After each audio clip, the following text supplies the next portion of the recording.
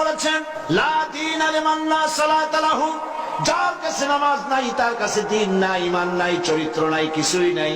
আল্লাহর নবী বলেছেন, আল্লাহর বান্দা এবং কাফেরের মধ্যে পার্থক্য কি? পার্থক্য হলো নামাজ। যে নামাজ পড়ে সে আল্লাহর বান্দা, যে নামাজ পড়ে না সে ব্যক্তি কুফরি করলো। মান তারাকা সালাতান মুতাআম্মিদান ফাকাদ কাফারা, ইচ্ছে করে যে নামাজ ছেড়ে দিল সে কুফরি করলো। বলেন নাউজুবিল্লাহ। আদমশুমারিতে আপনার নাম মুসলমান থাকতে পারে, ভোটার লিস্টে আপনার নাম মুসলমান থাকতে পারে, পাসপোর্টে আপনার নাম মুসলমান থাকতে পারে, কিন্তু আপনি নামাজ পড়েন না, আল্লাহর কসম আল্লাহর খাতায় আপনি মুসলমান নন।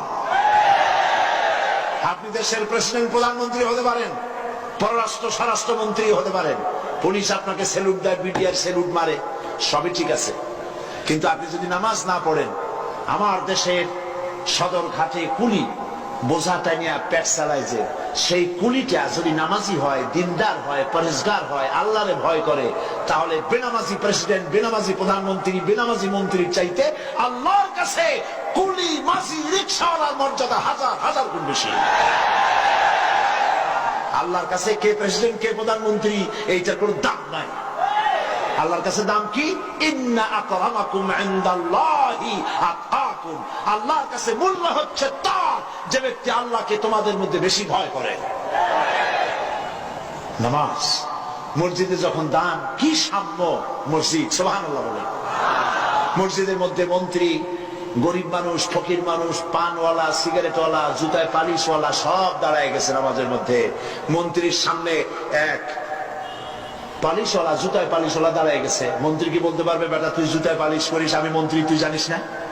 সব নইলে তোর পালিশের বক্স শুনতে দোজকে পাঠায় দেবো। পারবে এরকম কথা বলতে? পারবে না, কারণ মন্ত্রী সাহেব এটা ফাজলামি করার জায়গা না, এটা মসজিদ। এখানে তোমারও যা মর্যাদা, ওই রিকশাওয়ালা, কুলি, মসজিদ, ফকির, ভিক্ষুক তার মর্যাদা সমান। বরং তুমি যদি বেনামাজি হও আর ফাঁকি দিতে নামাজ পড়তে এসে থাকো, তো তোমার থেকে ওর মর্যাদা বেশি। কবি বলেছেন, এক হি সব মে খড়ে হো গে মাহমুদ ও আয়াশ, এক হি সব মে খড়ে হো গে মাহমুদ ও আয়াশ, না কোই বান্দা রহা না কোই বান্দা নওয়াজ। একই কাতারে সম্রাট মাহমুদ আর তার ভৃত্য আয়াজ দাঁড়ায় গেছে। এখন কেউ চাকরও নাই, ভৃত্যও নাই, সব আল্লাহ গোলামে পরিণত হয়ে গেছে। নামাজ, ইসলামী সরকার হলে প্রথম কাজ হবে নামাজ পড়া। নামাজ পড়বে, কাজে বরকত হবে। দেখেন না মুয়াজ্জিন কি বলে? মুয়াজ্জিন আযানের ভিতরে বলে, হাইয়া আলাস সালাহ, এসো নামাজের দিকে। আপনি বলবেন মুয়াজ্জিন চিল্লাও কেন? নামাজের দিকে আসলে হবে কি? মুয়াজ্জিন দ্বিতীয় লাইনে গিয়ে বলে, হাইয়া আলাল ফালাহ, এসো কল্যাণের দিকে, মঙ্গলের দিকে। নামাজের দিকে আসলে পরে তোমার কিসমত খুলে যাবে, তোমার তাকদীর পাল্টে যাবে। এসো নামাজের দিকে, নামাজ পড়ো। বন্ধুগণ, এই নামাজের দরখাস্ত সারা দেশে, পৃথিবীতে যত জায়গায় যাই, সব জায়গায় মানুষকে নামাজের কথা বলি। বন্ধুরা, নামাজ পড়ুন, নিজে পড়েন, বউ বাচ্চারে পড়ান, আল্লাহর কাছে দোয়া করেন নামাজের জন্য, আল্লাহ আমাদের নামাজি বানায় দাও। বলেন আমিন। নামাজ আর কেউ ছাড়বেন? নামাজ না পড়লে কাফের, কাফের। নামাজ না পড়লে মুসলমান বলে দাবি করার কোন হক, কোন অধিকার আপনার নাই।